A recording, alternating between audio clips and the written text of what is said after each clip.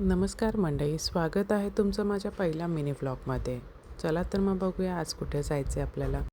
मी आज आली आहे पालघर माहीममध्ये शुभम ग्राहक पेठेत. आमच्या स्टॉलला व्हिजिट करा. हे माझ्या मैत्रिणीचं स्टॉल आहे जे आपल्या विठ्ठल रखुमाई मंदिरात खूप सारे 3 दिवसाचा आहे हा. तर तुम्ही नक्की विजिट करा.